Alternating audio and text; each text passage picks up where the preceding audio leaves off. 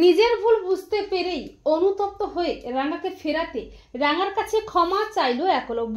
হ্যাঁ বন্ধুরা, আমরা এমনটাই দেখতে পাবো রাঙ্গামতি তীরন্দাজ ধারাবাহিকের আগামী পর্বগুলোতে। রাঙা তার দাদার কাছ থেকে আসল সত্যিটা জানতে পেরে সত্যজিতের কাছে গিয়ে সবটা জানায়, কিন্তু সত্যজিৎ রাঙাকে অবিশ্বাস করে। তখন রাঙা নিজেকে নির্দোষ প্রমাণ করার জন্য সত্যজিতের হাত থেকেও পালিয়ে যায়। এরপর রাঙা সমস্ত চক্রান্তের জাল ছিন্ন করে আসল অপরাধীকে সামনে এনে নিজেকে নির্দোষ প্রমাণ করে। কিন্তু এর পরেও একলব্য রাঙাকে অবিশ্বাস করে, সন্দেহ করে, ভুল বোঝে, এমনকি রাঙার চরিত্রের দিকে আঙুল তোলে। আর রাঙা একলব্যের করা অপমান ও সন্দেহ সহ্য করতে না পেরে বুকে একরাশ দুঃখ কষ্ট নিয়ে বাড়ি ছেড়ে চলে যায়। আর রাঙার এই দুঃসময়ে কোচ স্যার সংগ্রাম সেন রাঙার পাশে দাঁড়িয়ে বলে, রাঙামতি তুমি চাইলে আমার বাড়িতেও থাকতে পারো। কিন্তু রাঙা বলে, না রে স্যার, লড়াইটা মোর একার, তাই মো একাই লড়বো রে। আমি একাডেমিতে থাকার কোনো একটা ব্যবস্থাটা করে নেবো রে, কিন্তু তার আগে আমি কিছুদিনের জন্য মোর জঙ্গলটোর গ্রামে যাব, ওখানে গেলে আমি কিছুটা শান্তি পাবো রে।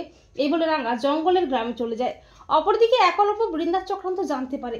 একলব্য বলে, তার মানে বড় বৌদি চক্রান্ত করে এসব করেছে। আমি অকারণে রাঙামতিকে ভুল বুঝেছি, আমাকে এক্ষুনি রাঙামতির কাছে যেতেই হবে, ওর কাছে ক্ষমা চেয়ে ওকে ফিরিয়ে আনতেই হবে। এরপর একলব্য জানতে পারে রাঙামতি তার গ্রামে গিয়েছে। একলব্য ছুটে আসে গ্রামে। একলব্যকে দেখে চমকে যায় রাঙা। রাঙা বলে, উড়নবাবু তুই এখানে কেন? একলব্য হাত জোর করে ক্ষমা চেয়ে বলে, রাঙামতি আমি আমার ভুলটা বুঝতে পেরেছি, আমি তোমাকে সন্দেহ করে অবিশ্বাস করে ভুল করেছি। তুমি কি পারো না রাঙামতি তোমার উড়নবাবুকে একটিবারের জন্য ক্ষমা করে দিতে? রাঙার খুব কষ্ট হয়। রাঙা নীরব হয়ে দাঁড়িয়ে থাকে। রাঙা বলে, তোকে ক্ষমা করতে পারবো না রে উড়নবাবু, তুই আমার চরিত্রের দিকে আঙুলটা তুলেছিস রে, সন্দেহটা করেছিস, তুই আমার ভরসার জায়গাটা ছিলি রে, আর সে তুই কিনা আমাকে অবিশ্বাস করে সন্দেহ করে দূরে ঠেলে দিলি। একলব্য বুঝতে পারে রাঙামতির বড্ড অভিমান হয়েছে। তো বন্ধুরা, তোমরাও এটাই চাও তো যে নিজের ভুল বুঝতে পেরেই অনুতপ্ত হয়ে রাঙার কাছে ক্ষমা চেয়ে রাঙাকে যেন ফিরিয়ে আনে একলব্য? কমেন্ট করে এক্ষুনি জানিয়ে দাও তোমাদের মতামতটি।